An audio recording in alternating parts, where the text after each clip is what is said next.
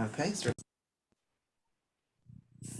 So hi, Diane. I I have to leave. Hi. I have to leave 15 minutes early. Okay, no problem. And hi, Greg. Hi. And hi, Victor. And hi, Rebecca. And Here, hi, Gilda. And hi, Risa. And hi, Laurel. And hello to Sahar. And is there anybody else that I'm forgetting? Okay, so great. So we're going to start.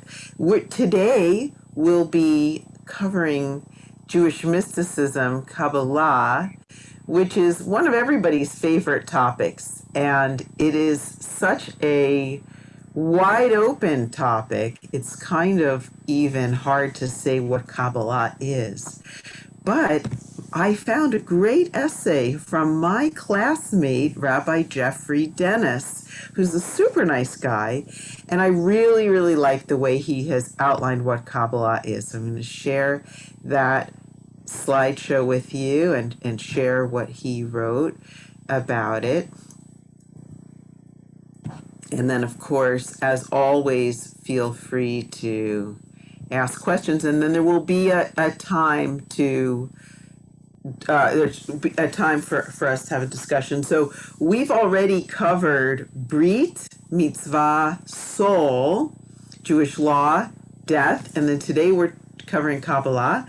And then we have 2 more weeks of class, and then after the holidays, we'll think about a new offering. I know that Sarah Tzipora is going to be offering an Elul writing, like a journaling class, creative writing class. Has everyone heard about that yet? That Sarah Tzipora is going to be doing that. So you're welcome to do that. Okay, so here we go. Kabbalah.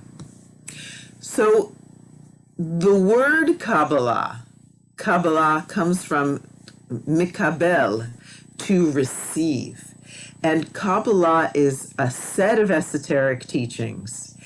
Now, what is the purpose of Kabbalah? Kabbalah is supposed to explain the relationship between us and God.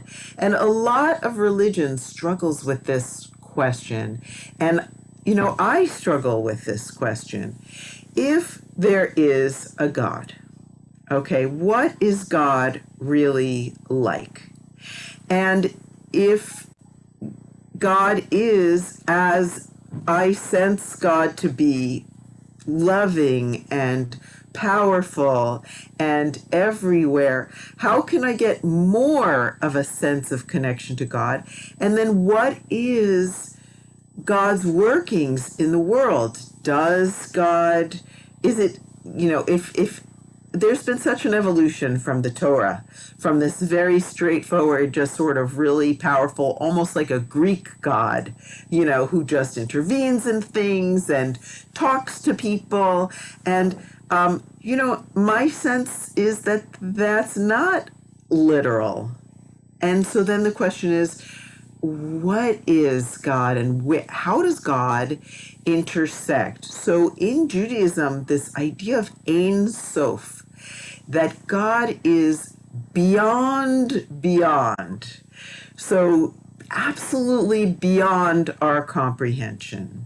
We human beings, we can experience some sense of God, we can interact with God, but can we ever completely grasp and, basically have our minds comprehend this concept and own this concept? No. Judaism is really clear about this one thing, that we don't know what we can say about God. We know a lot about what we can't say about God. And one thing that we can't say is that we completely understand God, that we've got a firm grasp of what God is, and God is this, and this, Judaism then will come up with these ideas about God the infinite, the mysterious, the wellspring, the Ein Sof. So Ein Sof means endless, infinite.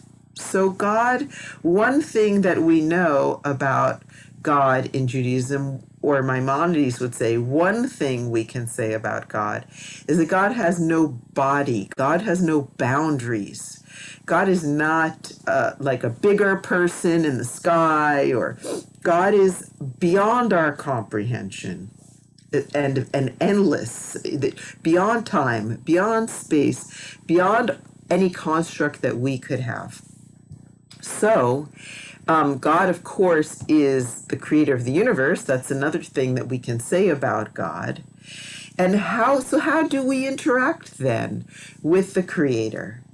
And Judaism would say that creation is happening all the time. It's not just like in the creation story where creation went on for 7 days. Judaism sees that as just the beginning, but that creation is happening every day. God is constantly flowing, and especially in Kabbalah, flowing out into the world, providing the energy that makes the world alive, that animates the world. And maybe God is that life force. So in Kabbalah, there's, on the one hand, we have this unreachable Ein Sof, the beyond, completely beyond our comprehension. And on the other hand, we have this creation. God is here, creating, present in everything. And how do you get from one to the other? Well, Jewish mysticism sort of depicts a continuum where there's kind of God here among us, animating everything, putting the sacred energy in every little thing, even a rock, every human being, every living thing, every non-living thing. God is that.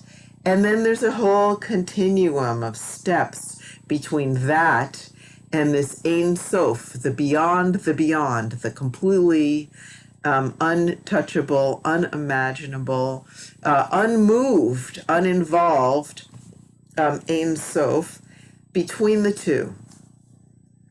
So in other words, a spectrum. God is a spectrum. All right. And so in Jewish mysticism, within every living soul, there's a part of God. And that the mystics want to leave everything kind of open and talk about it at the same time. So a mystical language will say it was like this, or it's similar to that, or we might understand it this way, rather than this is this step and that step and that step. So Kabbalist Moshe Cordovero, who is understood by many scholars to be the author of the Zohar, wrote this: the essence of divinity is found in every single thing. Nothing but it exists. It exists in each existent. So in other words, it's not just that God is everywhere, which we teach in temple school. It's that there isn't anything that isn't God. Every single thing is completely, every rock, everything. God encompasses all. God is the big set for which there are lots of subsets under that subset, right? And how do you get from the particular to this universal concept? So anyway, Kabbalah struggles with this concept. That's what it does. Any questions about that? All right. So good. So Kabbalah, as I mentioned, okay, literally means reception. So when you're in Israel and you go to the reception desk at a hotel, what is it called? Kabbalah, right? It's reception. It means reception. So Kabbalah is something that's received, right? And that's why I put this picture of an antenna there. It's received. There are 3 dimensions And this is what I like about Jeffrey Dennis's writing. He really breaks it down to us.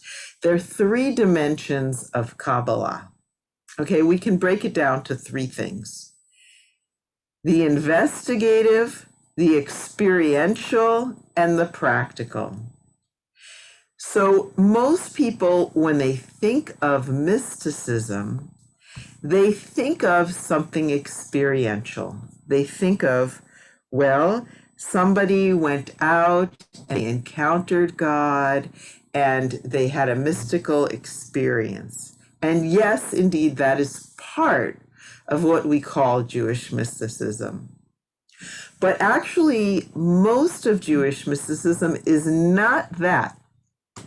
Most of Jewish mysticism is this other thing called the investigative, which Jeffrey Dennis calls the investigative. And I really like that because it is this process of creating rules and conventions for uncovering the hidden. In other words, for a really long time, people were asking, how can I find God? The prophets talked to God, Abraham talked to God, Moses talked to God.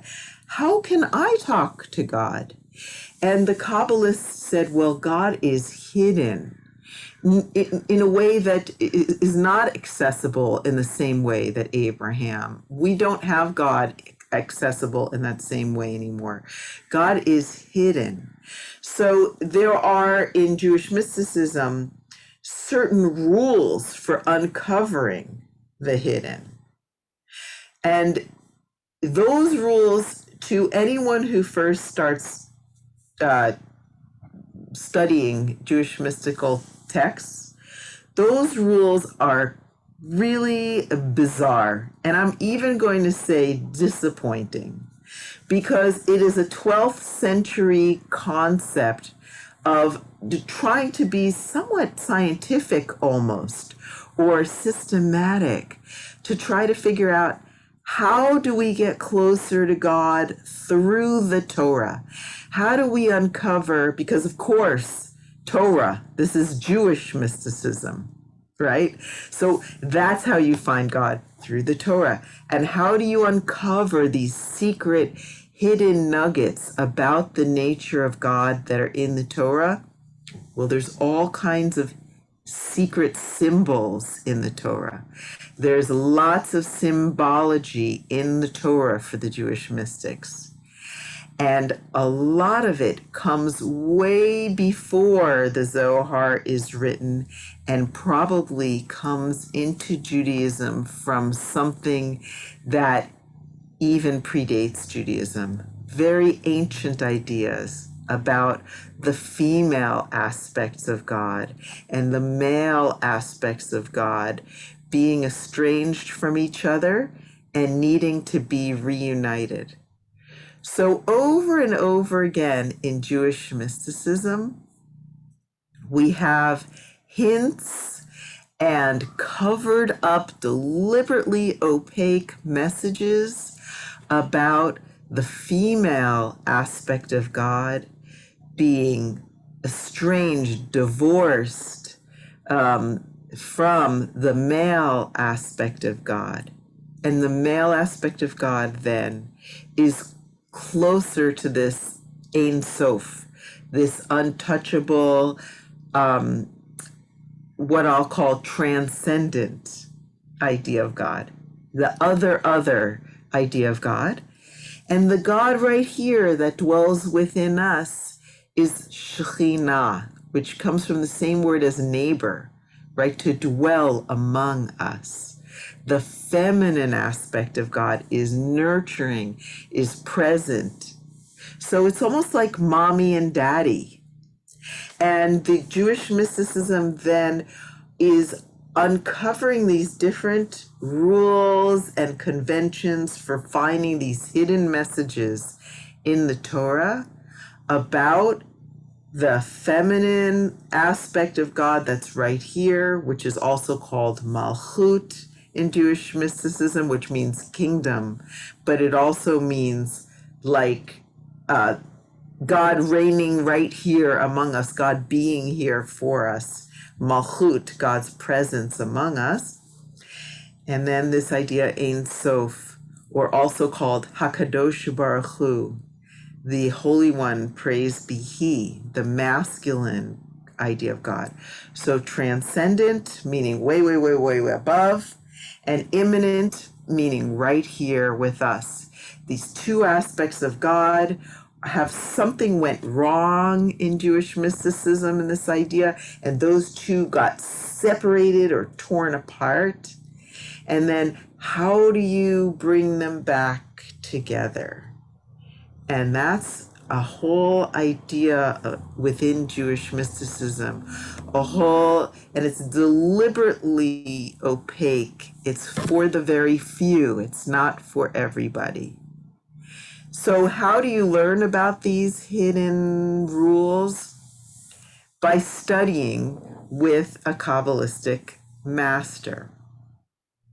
Now, some Kabbalistic masters then also can maybe get a visitation by Eliyahu Hanavi, Elijah the prophet, or by an angel, or have some kind of experience. But most of Jewish mysticism is just reading these mystical texts like the Zohar that just uncover a text of Torah and show a symbol, and this symbol will be feminine, and then there's a masculine symbol also in the same sentence, and it will explain how this is really about the Hakadosh Baruch Hu, the male transcendent God, and the Shekhinah, the Malchut, the female immanent, and that this is really about how they've been pulled apart and they're estranged. And there's lots of really far-flung things about this that you would think are not even Jewish. In Jewish mysticism, there's ideas of original sin, there's ideas of something very much like the devil, there's all kinds of little influences of pagan religion and all kinds of stuff in Jewish mysticism that's really cool and fascinating. But like I said, it's deliberately opaque, meaning that it's not the kind of thing that is set up that everybody can get involved with it. Okay, so the experiential dimension of Kabbalah is, I think, what people think more of when they first start studying Kabbalah. They think, okay, I'm going to be kind of receiving a roadmap for what Rabbi Abraham Joshua Heschel said, for tasting the whole wheat of spirit before it's ground by the millstone of reason, meaning having this supernatural experience, having this super rational, meaning irrational experience of God. And so that's an ecstatic experience. So within Jewish mysticism, there's kind of a map of how to do these different meditations. And some of them are really powerful. People have had all kinds of experiences doing them. Just like if you study some mystical practice in some other religion, and you have an intense kind of quest practice, or and sometimes it involves fasting, and sometimes it involves visioning, and sometimes it involves lack of sleep, and all kinds of things that could put you in an altered state where you might experience God firsthand, or have some kind of extra spiritual experience. So what I wanted to ask you then is, what about you? Have you ever had an experience that you would call mystical? And I would love for you to share briefly with everyone, if you would like, if you're willing. Diane, go ahead. First, I really love this. Oh, good. It's wonderful. Um, so I don't know how the beginnings, but I was kind of involved with someone who called herself a trance channeler. This was in LA, where everybody was doing something. And I was talking to her on the phone once, and I saw something in my mind, not outside, but inside. And it looked like a net with sparkling connections, you know, where a net is tied together, and the net was kind of rippling, and the little connections were kind of sparkly, and it went on forever. I mean, it's hard to describe forever, but that's what it looked like. It just went on forever, that there was no end to it. And it felt like that was all of us, and that we were all connected. And I told her what I was seeing, and she didn't see it, and she loved it. You know, she said she had never seen anything like that. Later on, I did hear about something called Indra's net in Buddhism that describes this. But the main thing is that after I saw that or experienced it, I kind of relaxed. And I stopped worrying about a lot of things, and I really felt the connection between all of us. Thank you so much. That is such a great illustration of a mystical experience, because I would say that there really is one central revelation, and that is that everything is one. You know, in Judaism, we say, Shema Yisrael, Adonai Eloheinu, Adonai Echad. Why is that so important? That God is one? Because everything is one. Everything is one. And if you can really understand that and experience it firsthand, then you know that death is actually okay. Death is not a tragedy. Death is the end of your life. It's not something horrible. It's a part of life. It's a part of the web. And so that, if you can feel that and experiencing, it can be so elevating. And that's part of the reason why so many people are now really looking at Michael Pollan's work. I don't know how many of you have read his books, but he's working with people, or people are working with people with all kinds of psychedelics, people who are dying, you know, of cancer or whatever, so that they can have that firsthand revelation, that basic experience, which is that foundational. I think that's the foundation of the whole Torah. Really. So do we then just go back to the net and back to being a little sparkly soul? And You know, we are stardust, we are golden. you know, I can't answer that question for you, but I can answer it for me, and I would say yes. For me, yes. I can't answer that question even for Judaism, because Judaism has a lot of conflicting and contradictory answers to that question. And Diane, I can't even say that answer with confidence every moment of every day, right? If I were about to die in the next moment, how confident would I be at that exact moment? I don't know, but I can tell you that yes, I do believe that. I do. I have experienced it. I sense it, and I do believe it. And it is the foundation of my faith. Adonai Echad. Everything is one. Everything is one. And that means that you come from the one and you return to the one. And you are in the one right now. And so that is, if you can experience it, if you can leave your little everything, my schedule, my this, my that, your little particular life, if you can leave that for a moment and just see yourself in the bigger picture, you can experience it. And that's what mysticism is to me. So, so everything is okay. There's just a lot of work to do. That's right. And it may be helpful to understand that everything is okay. And I think it is, because if not, then you could make yourself crazy, because there's a lot of things that are not going well, right? And you could just get stuck there.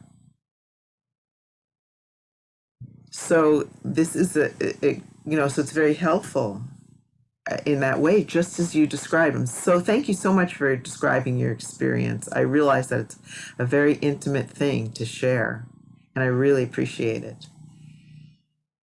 Anybody else? It doesn't have to be as mind blowing as Diane's, but it could be really simple. Uh, uh, uh, has anyone else had an experience that they would call mystical? Risa, are you raising your hand? You're muted, so okay. I will say that There.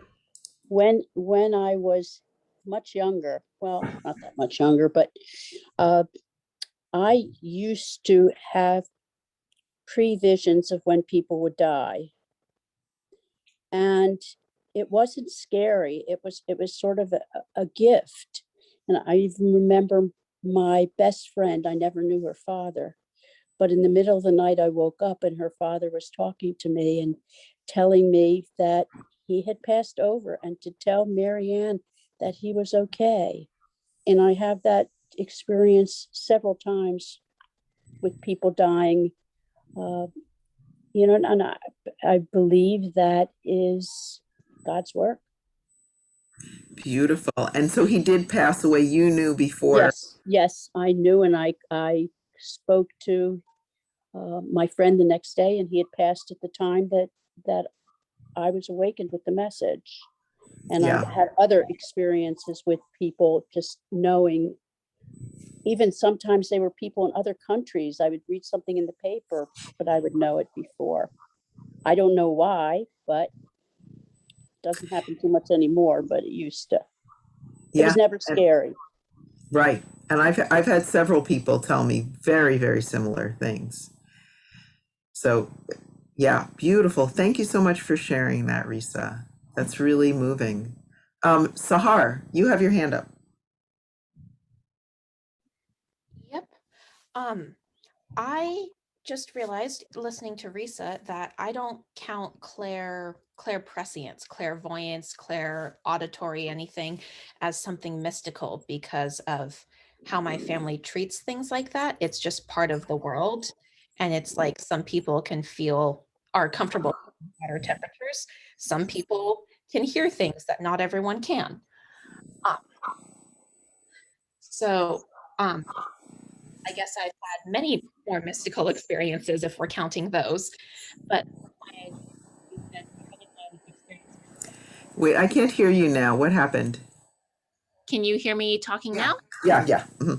So when you said, has anyone experienced something mystical? The thing that came to me is you've also said previously, quoting someone, you can't go out into the middle of the road and say that you're one with everything, because that has happened. It was very unfortunate timing. I was bicycling somewhere. I forget where on the cruise. Okay, now you're something happened again to your microphone. What just happened? I don't know. Okay, good. You're better now. Okay, so you were bicycling. Yeah, maybe I just need to stand really, really close. So Okay, I was bicycling, and suddenly it just came to me, this understanding and complete openness that I was part of everything else, and I wasn't separate. Everything is this one big, I guess, like ecosystem would be the best way to put it, or like cells in a body are an ecosystem. And it was really cool, except for the fact that I was bicycling down a major road at the time it was. Right. Yes. And it has occurred to me many times that's when someone who is really, really open-hearted or very, very young dies unexpectedly, like for example, sudden infant death syndrome or something like that. That sometimes I think that's what that is, that they're just still so connected to that great expanse that they just slip into it, painlessly, and their soul just slips away because they're drawn to it, or they're not afraid of it, and they're let go. They're just curious, and then they just don't come back. I've heard of that too, and I think it is mystical, Sahar, when someone has a clairvoyant experience, because I think it is, well, this is just the world according to Shifra now. We're not talking about Jewish mysticism necessarily, but I think it is part of that web that they're just more tapped into that. And that's how they're getting those messages, the messages of soul travel, or the messages of other messages that are not here on Zoom, on my computer, on my schedule, in this room or whatever. It's just outside of that dimension, of the really concrete dimension. So, okay, anybody else want to make a comment or tell a story? Yes, Bonnie, go ahead. So I was doing acid one day. No, I'm kidding. I was with my Uncle George in the hospital, and he was dealing with a cancer of the blood, which they had no name for back then. This had to be 1967, 66, 67, right in there. And I was fairly young. I was just out of high school, just started college. And I was in the hospital with him, and he started leaving. Basically, he was dying at this point. He was a guy that was a boxer. He was like 160 pounds, looked like Gandhi, just 99 years old and just way, way down. And I remember him, just kind of drifting away. And I swear that there was an out of body experience from my uncle, and it was his soul or his spirit or whatever it was, his essence that came out and spoke to me at that point, letting me know that everything was okay.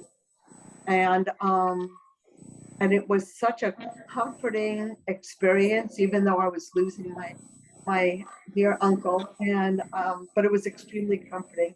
And I believe that was definitely one of those experiences that happen from time to time, especially when you're with someone that's at that point where they're actually separating from this planet and going into, whether it's the greater spirit or wherever they're moving on to. Beautiful. Thank you. And did Holly Blue talk about any of this with you all? This kind of thing in her classes? I missed last week. Okay. I was with the kids, so. When just nod if, or give me a thumbs up if, did Holly Blue discuss these things with you guys when she was talking about death and the soul? Not so much, because she has really interesting things to say about this topic. Very interesting things to say about this topic.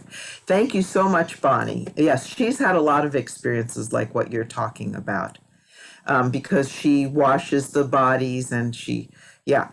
So, okay, great. All right, Laurel.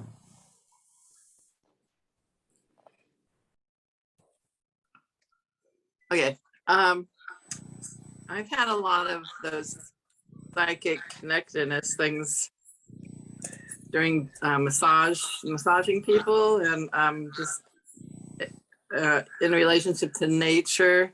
But for myself, the thing that came up was I was, I don't know how long ago it was, but I had I wasn't feeling good emotionally, and I remember relaxing, and I heard this voice say, to me, I will heal thee. And I've never forgotten that, because there were words that I wouldn't use ordinarily.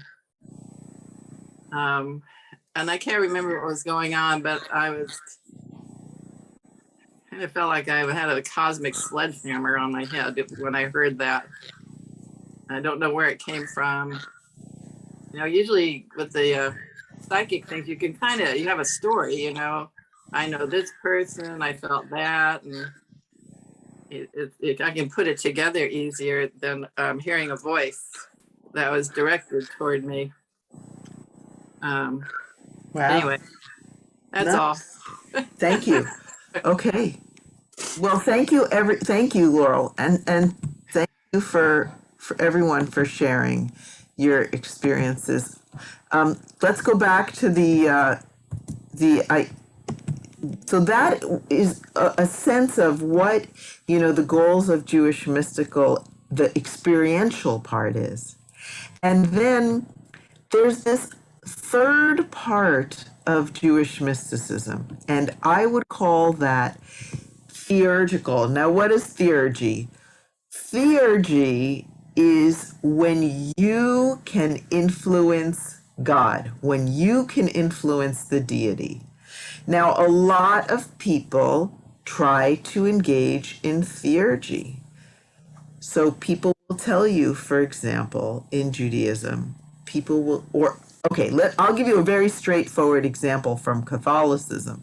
People will say, do 10 Hail Marys and then you'll be forgiven, right? So, excuse me, sorry, I got to get my power cord. I'll be right back.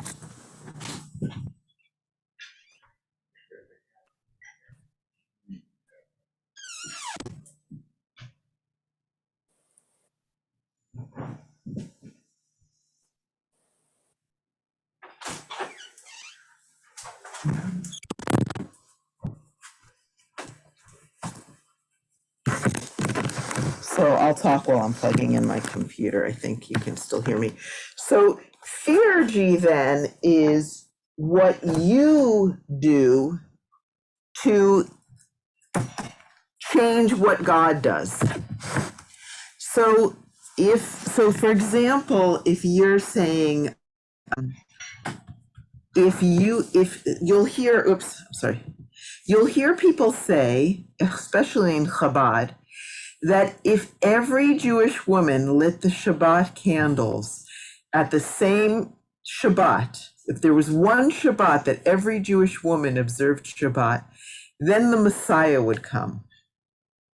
Okay, God is just waiting for all Jews to do, or let's put it this way. God, not that God is waiting, that between Hakadosh Baruch Hu, this transcendent idea of God, and Shekhinah, this feminine, immanent idea of God, that there's been a rift, that there used to be a flow like really good plumbing, and that something happened, maybe something involving original sin or involving the devil or whatever it is, the shattering of vessels. There's a lot of different ideas about this in Jewish mysticism, but for whatever reason, that flow that created the Garden of Eden and made everything peaceful and everybody had plenty and everyone was healthy and the world was a ideal place and not filled with suffering and not filled with violence and worry and hatred and war and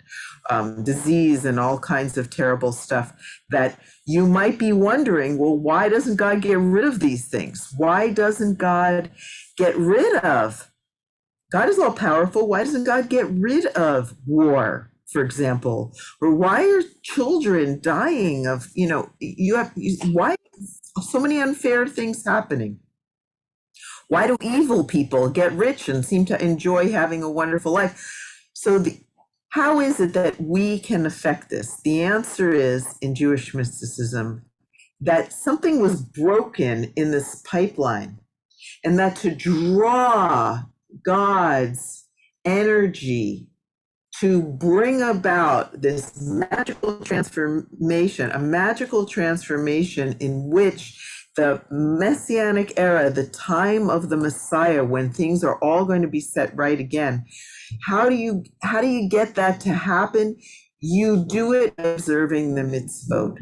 And that's called theurgy, meaning that the things you're doing have a magical impact and they urge God along. They bring, God is not like this person in the sky who is choosing to or not choosing to help.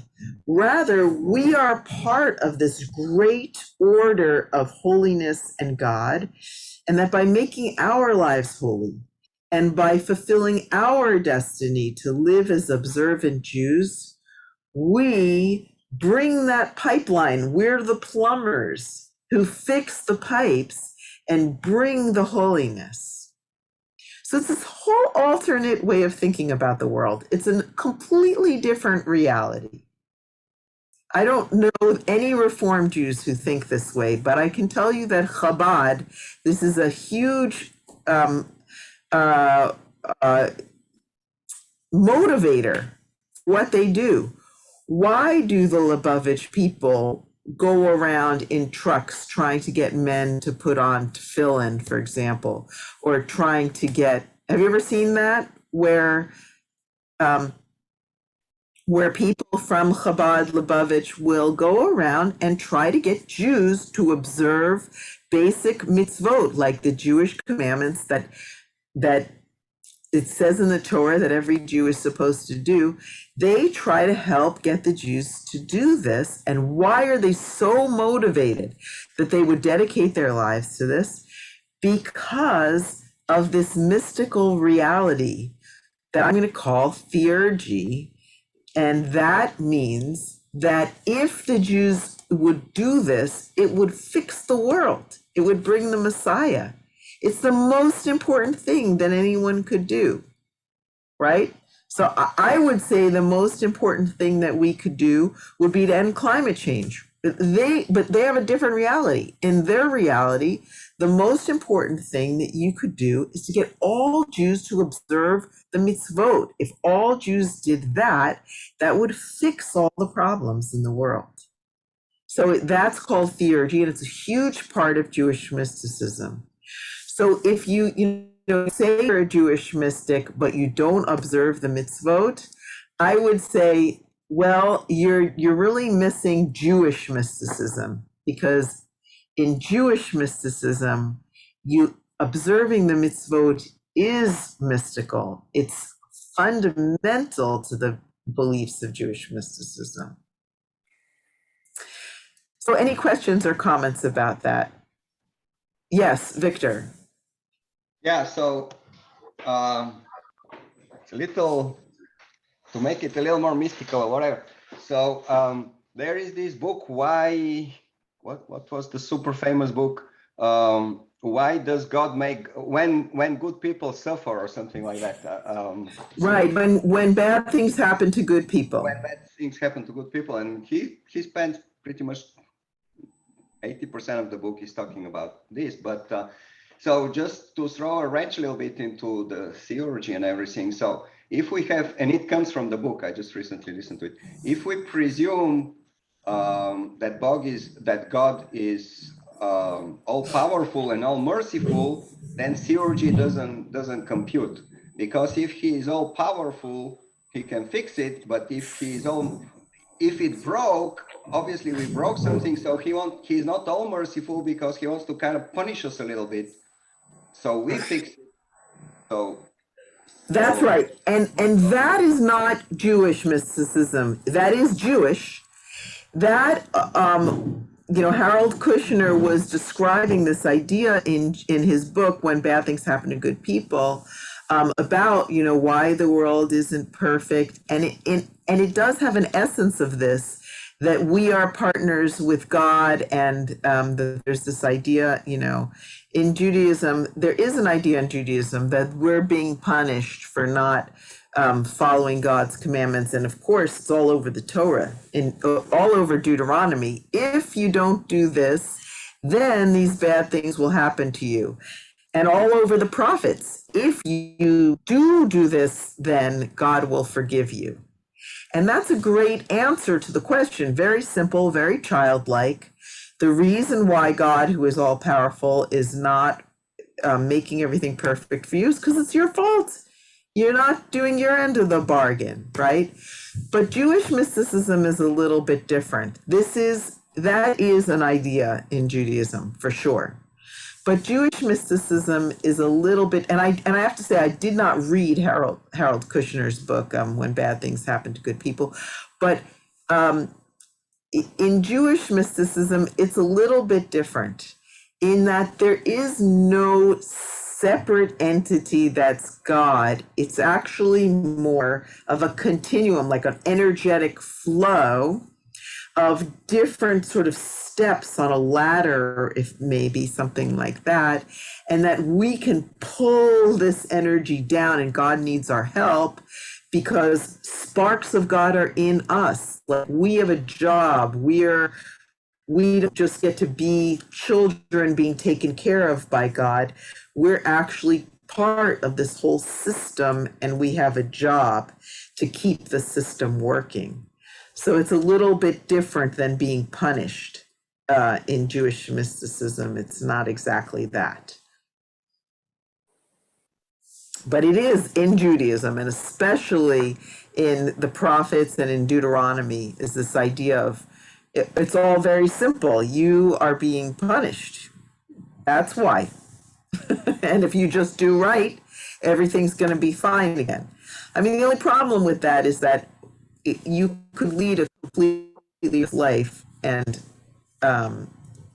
then find out that actually it's not that simple. Oh, it's not that simple for sure. Yeah. Exactly. Right. How about the all merciful suddenly disappears through the picture if you're being punished too often? Exactly. Yes, Barbara. As Reformed Jews and as groups like we and in my own synagogue, as we study Torah, faithfully year after year, and we get a choice to pick and choose what we want to believe. Do we believe that the sins of the fathers are going to go 7 generations? Well, no, we do not. So we are not basic Jews who take every word as law.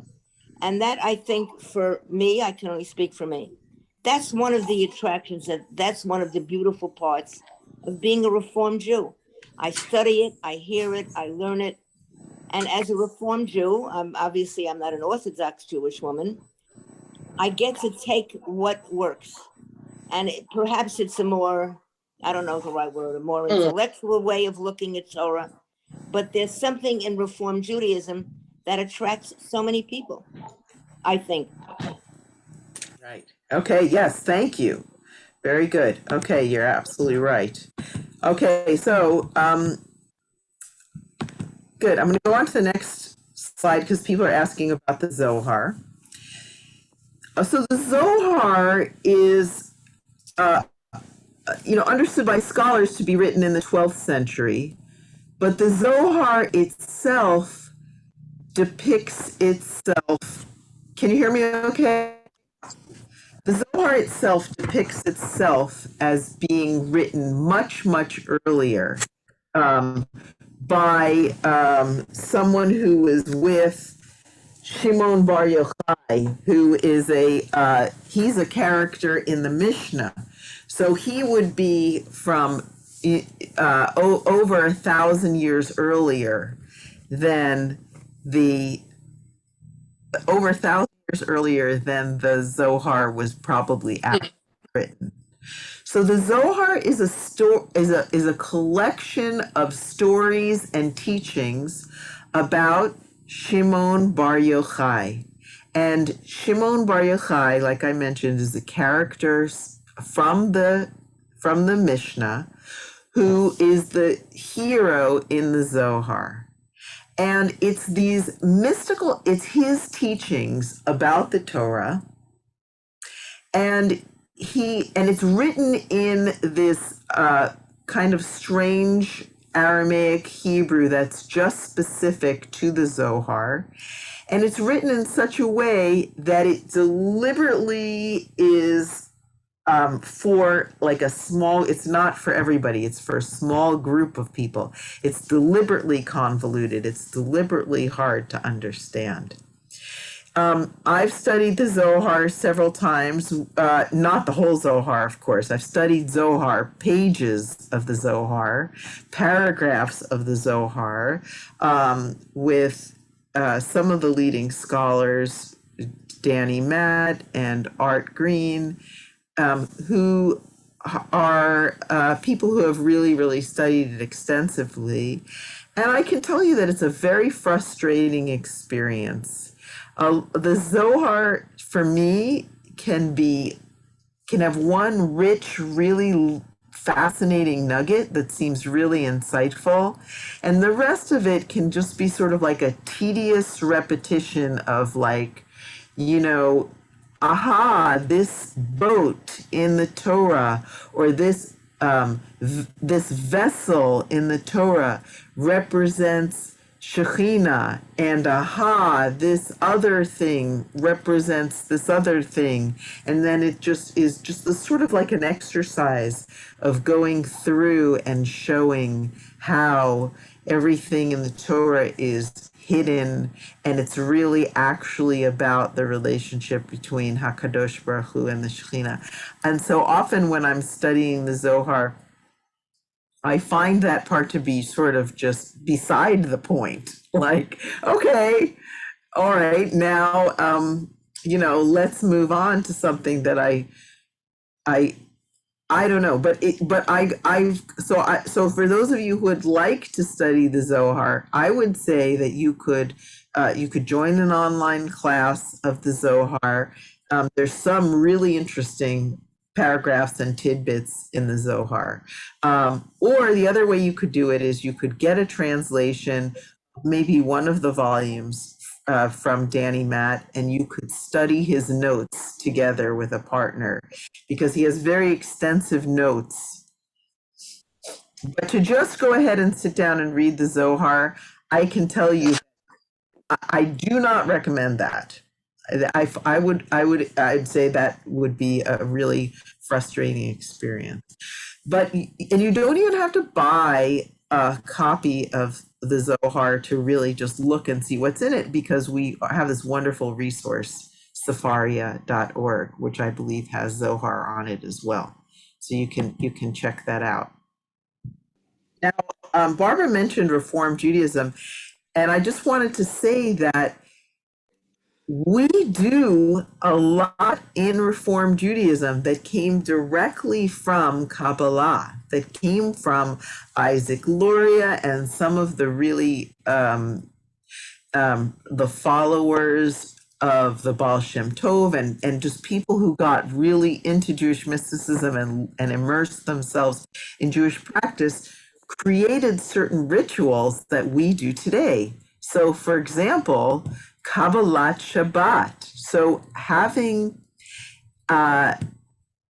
Kabbalah, which means reception, having a reception for Shabbat goes with this idea that Shabbat is female. Shabbat is the bride. Shabbat is the Shekhinah. And so by welcoming the bride, singing certain psalms to welcome and bring in the Shabbat, that is a Jewish mystical practice. And it's theurgy originally. That's how you draw the Shekhinah closer to the Kadosh Baruch Hu. You help them repair their broken marriage on Shabbat and that kind of thing. So that comes from Jewish mysticism. So Havdalah and the Tu B'Shvat Seder, and there's several other things that we get from Jewish mysticism that are part of our everyday practices. Certain, like for example, Lecha Dodi comes from Jewish mysticism, which we sing on Erev Shabbat. So there's a lot of influence in Judaism as we practice today that we wouldn't even know comes from Kabbalah. Okay, Laurel, I see that you have your hand up. Do you have your hand up? I did for the last thing, but I got a little confused. This is a confusing subject, but you had said something about pulling in the energy, and I guess yeah, it's a push and pull for me with pulling in something that's already there, and I keep thinking that a lot of the training that comes from wherever you're getting trained or whomever, that it is training to quiet our minds so that we can receive, and in that then we have access to that energy. So it's about where we are at more than pulling in something that is already there. Yes, but that's yes, and this there is an aspect of Jewish mysticism, tikkun olam, that we are supposed to be repairing the world, and that is what I'm calling theurgy. It's not just that God is okay, and if we just open our heart and our mind, that we can experience God. That is one aspect of Jewish mysticism. Let me go back to in the slide to the 3 points of Jewish mysticism, the 3 kinds. Whoops, sorry. It's okay. There's the investigative, the experiential, and the practical. So what you're talking about is the experiential, and what I'm talking about is the practical. Okay. Is the practical is that we have a job to do, and that job is to repair the plumbing, and the plumbing is the broken connection between the bride and the groom. And the groom is Ein Sof and the bride is Shechina, and they are supposed to get back together. It's all very sexual and you know, it's all psychological, the parents, there's a lot of stuff in there. But that's the practical is different than the experiential. Okay, great. Thank you. Okay, good. Any other questions before we end? Yes, Gilda.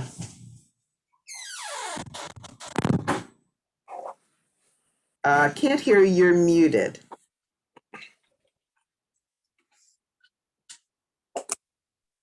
I want to thank you for doing this. It's a tremendous, I mean, you can't do Kabbalah in less than an hour, right?